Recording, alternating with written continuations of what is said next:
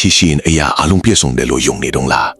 အချစ်အတွေ့နဲ့ကဘာကြီးကိုစွန့်လို့ရတာမိဘတွေနဲ့အဆက်အသွယ်ဖျားရတာကိုမိုက်တယ်လို့ထင်နေတော့လားအိမ်မကနေအမြန်နှိုးထားလိုက်ပါတော့လွန်ခဲ့တဲ့နှစ်ပေါင်း2000ကတရုတ်ပြည်ရဲ့နာမည်ကျော်တထေသမီးလေးဟာသူမရဲ့ခိုးရလိုက်ပြေမှုနဲ့လမ်းဘေးမှာအရက်ရောင်းခဲ့ရတဲ့တွင်နယ်မြေဤဇလန်းဟာအချစ်တီတာအမြင့်တဲ့ဆုံးဆိုတဲ့အပေါ်ယံအလားတရားတွေကိုကြိုက်ချိုးပစ်ခဲ့ပါတယ်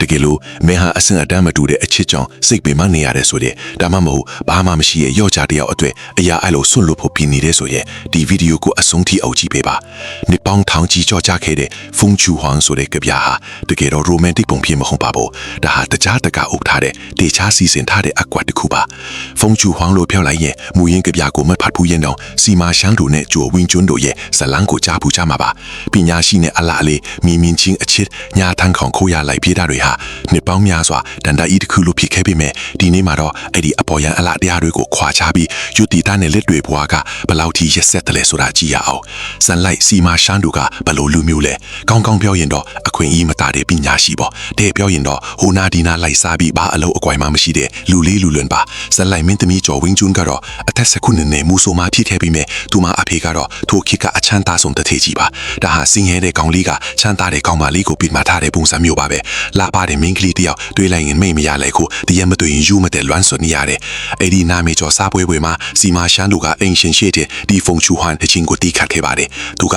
ကျလောက်ကဘာကျော်အလားလေးတယောက်ကိုတွေးလိုက်ရတယ်မင်းပြတာနဲ့မိတ်မရတော့ဘူးတရမတွေ့ရင်ယူတော့မယ်လို့ဆိုခဲ့တာပါကန်လန်းကနောက်ကနေနားထောင်နေတဲ့ကျော်ဝင်းကျွန်းမှာတော့ရင်တွေခုန်ထွက်ခဲ့ရတယ်သူမကတော့ဝင်းရင်ဖော်ကိုတွေးပြီးသူမကိုနားလေချင်းမြတ်နှုံးမဲ့ယောက်ျားကိုတွေးပြီးလို့ထင်ခဲ့တာပေါ့ဒါပေမဲ့ဒါဟာကန်ကျမကဖန်တီးပေးတာလို့မင်းထင်လားမှားပါဘူးအလုံးဟာစီမာရှန်တို့တေချာခင်းထားတဲ့အကွက်တွေပါသူကမျိုးဝင်းကိုကြိုတင်စီယုံပြီးသူ့ကိုသူအစင်းမြင့်ပညာရှိပုံစံဖန်ခဲ့တာကျော်ဝင်းကျွန်းကဂီတဝါဒနာပါမန်တီလို့ရဲနေရောင်မဲ့တချင်းကိုရွေးတီးခဲ့တာပါကျော်ဝင်းကျွန်းကအတဲကွဲထားကစားမှုစိတ်လွတ်နေခြင်းကိုလည်းသူကတွေ့စားပြီးသားပါဒါဟာအခုခေတ်ဆိုရှယ်မီဒီယာပေါ်မှာပုံစံဖန်ပြီးနေတိုင်းနှုတ်ဆက်စကားတွေနဲ့မင်းရဲ့ခန်းစားချက်ကိုကစားနေတဲ့လူကြီးကြားနံတွေတဲ့အတူတူပါပဲသူတို့မှာပိုက်ဆံမရှိဘူးအဆက်အသွယ်မရှိဘူးသူတို့ပေးနေတာကချိုးထားတဲ့စကားတွေပါပဲမင်းကတော့အစင်မှန်အချစ်ကိုတွေးပြီးတော့ထင်နေပေမဲ့တကယ်တော့မင်းအတွက်တီချာတူးထားတဲ့ကျင့်တဲ့ကိုကြားသွားတာပါအချစ်မှအကြောက်ရဆုံးကသူကမင်းကိုမချစ်တာမဟုတ်ပဲမင်းကိုသူ့ဘဝတိုးတက်ဖို့နင်းချေစရာလေးကတိတခုလို့တုံးသွားတာပါမင်းထင်တဲ့ရင်ခုန်ဖန်တွေဟာတကယ်တော့သူတို့တီချာစီစဉ်ထားတဲ့အကွက်တွေပါစီမာရှန်တို့ရဲ့အပြောကောင်းမှုအောက်မှာကျော်ဝင်းကျွန်းဟာ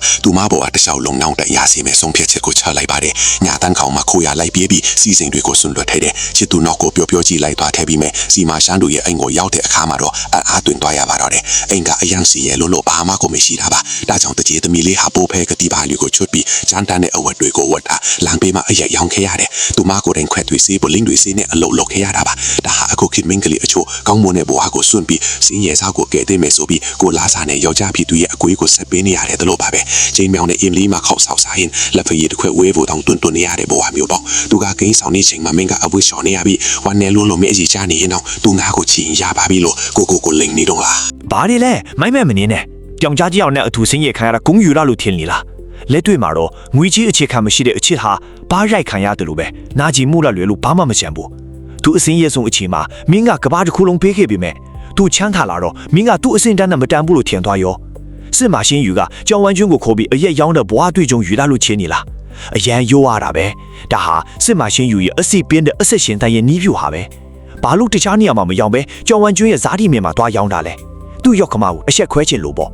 ့ကျော်ဝမ်စွန်ကအဆက်အကြောက်ကြီးမှန်းသူထီတယ်သူထေးထီရဲ့သမီးကလမ်းဘေးမှာအရက်ရောင်းနေတော့မျိုးတို့လိုက်အဆက်ခွဲတာပေါ့နောက်ဆုံးတော့ကျော်ဝမ်စွန်ကမခံနိုင်တော့လို့အလော်ပေးလိုက်ရတယ်အစီခံတရားနဲ့ငွေတန်းပေးလိုက်ရတယ်သဘောပေါက်ပြီလားဒါလူကြီးတွေကဘာရဲ့အောက်ခြေတရားပဲစစ်မရှင်ယူကဖုံချိုးဝမ်ကဗျာတပုံနဲ့အလာကရသွားတာချောမောတဲ့ဇနီးကိုရယုံတယ်မကပဲလူမှုအဆင့်တန်းမှာမင်းတက်သွားတယ်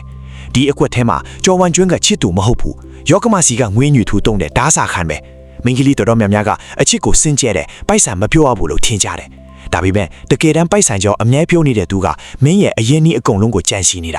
ာလူကြီးတွေကဘာမှာပိုက်ဆံမရှိတဲ့အချစ်ဟာတဲပုံလိုပဲလေတိုက်စရာမလိုဘူးအိမ်လာပြေးယုံနဲ့တင်ပျက်စီးသွားပြီလေလုံးထွားတဲ့အချစ်တွေကိုဝေးဝေးရှောင်ပါလက်ထဲမှာရှိတဲ့ငွေကြေးကသာမိမတရားအတွက်အကြီးမားဆုံးလုံခြုံမှုပဲဒီမှာတင်ဇလန်းပြီးရင်တော့ပြောစရာကောင်းမယ်ဒါပေမဲ့လူတဘာဝရဲ့အမောင်ပဲဟာအောင်မြင်ပြီးမှပေါ်လာတတ်တယ်စစ်မရှင်ယူကနောက်ပိုင်းမှာနားမေကြီးလာပြီးအေကရစီရဲ့မြောက်စားချင်းခံရကရာထုတက်အာနာရလာတယ်တညံမတွေ့ရင်ယူကိုတက်ချစ်ပါတယ်ဆိုတဲ့သူတတ်လုံးချစ်ပါမယ်လို့ကတိပေးခဲ့တဲ့သူကအခုဘာလုပ်နေလဲ သူမယားငယ်ယူချင်းနေပြီကြောင်ဝမ်ကျွန်းအိုးသွားပြီဆိုပြီးငယ်ရွယ်တဲ့သူကိုရှာချင်းနေလေသူ့ကိုစောင့်နေတဲ့ဇနီးတီစီစာတစောင်ရေးလိုက်တယ်စာထဲမှာကနန်း73လုံးပဲပါတယ်တစ်ကာနီတောင်းချီဒါပေမဲ့သူညအဒီပဲမှာမရှိတော့ဘူးပဲကြံတော့လေမင်းအပေါ်ငါစိတ်မရှိတော့ဘူးလို့ပြောတာမင်းကသူ့အတွက်အခက်ခဲဆုံးအချင်းတွေကိုအတူဖြတ်သန်းပေးခဲ့တယ်မိသားစုနဲ့တော့အဆက်ဖြတ်ခဲ့တယ်ဒါပေမဲ့ तू အောင်မြင်လာတော့ပထမဆုံးလုပ်တာကမင်းကိုကန်ထုတ်ဖို့ပဲအလုပ်ခွင်မှာတော့ဒီလိုကိစ္စတွေမနှဲဘူးမဟုတ်လားသူသေးနဲ့အတူစွန့်ဦးတီထွင်အပင်ပန်းဆောင်လုပ်ပေးခဲ့တယ်ကုမ္ပဏီအောင်မြင်လာတော့မင်းကိုဖယ်ထုတ်လိုက်ရောအချီရေးမှလည်းထပ်တူပါပဲစင်ရဲတုံးကဇနီးကိုမစွန့်ဘူးဆိုတာကသွေးဆောင်မှုတွေမကြုံရသေးခင်ပြောတဲ့စကားတွေပဲယောက်ျားတစ်ယောက်ရဲ့သစ္စာဟာသူစီမှာရှိတဲ့အခွင့်အရေးနဲ့ပြောင်းပြန်ထင်နေတတ်တယ်လူတဘာဝကိုသွားမလောင်းချေးထပ်ပါနဲ့အချိုးစီဝါနဲ့သွေးဆောင်မှုချီမှာလူတဘာဝဟာစကူဆိုလို့တောင်တန်ဖို့မရှိဘူးသူငယ်ချင်းတို့စချင်းတန်ဘလောက်ตายရပါစေလက်တွေ့ရဲ့ရက်ဆက်မှုနဲ့တွေ့ထားမှုတွေကိုမဖုံးကွယ်နိုင်ဘူးကျော်ဝမ်ကျွန်းကကန်ကောင်းလို့ပါသူကတကယ့်ပညာရှိမို့သူကဗျားနဲ့စစ်မှန်ရှင်းယူကိုပြန်ပြီးတုံလို့သွားစေခဲ့တယ်ပြီးတော့သူနောက်မှလည်းချမ်းသာတဲ့မိဘမျိုးရိုးရှိသေးတယ်ဒါပေမဲ့မင်းကတာမန်မင်းကလေးဆိုရင်အချစ်အတွက်နဲ့မိဘကိုစွန်ကိုစွန်အလုပ်ကင်စွန်ခဲ့ရင်ဒီယောက်ျားစိတ်ဖြောင်းသွားတဲ့နေမှာဘာနဲ့ပြန်တိုက်ခိုက်မလဲမင်းမဆုပ်လဲတောင်မရှိဘူးလူငယ်တဲ့နဲ့ပေါင်းနေတောင်းကကြပြကိုဖတ်တာချီကျိုးဖို့မဟုတ်ဘူးမျက်စိပွင့်ဖို့ပါဒီကဘာမှာဘသူကမှမင်းရဲ့ခေါ်လုံးရမဟုတ်ဘူးမင်းကိုမိုးတန်လေတန်ကကားကွယ်ပေးနိုင်တာမင်းလက်ထဲကပိုက်ဆံနဲ့အခြေအနေမကောင်းရင်အကုန်ဖြစ်စီးပေးနိုင်တဲ့တတ်တီပဲအချစ်ကိုမရှာခင်အရင်အလုပ်ရှာပါကိုတင်ငင်ကောင်းအရင်လုပ်ပါနောက်ဆုံးအနေနဲ့မေးချင်တာကမင်းဘွားမှာတော့အရာအလုံး stay ဟဲ့ပေမဲ့နောက်ဆုံးမှာအရှုံးကြီးရှုံးခဲ့ရတဲ့သူရှိလားကောမမှာမေးလို့ရစလန်ကိုရေးခဲ့ပါဘလို့ပဲနားကျင်ပါစေဒီနေ့အတူတူဖွင့်ချလိုက်ကြရအောင်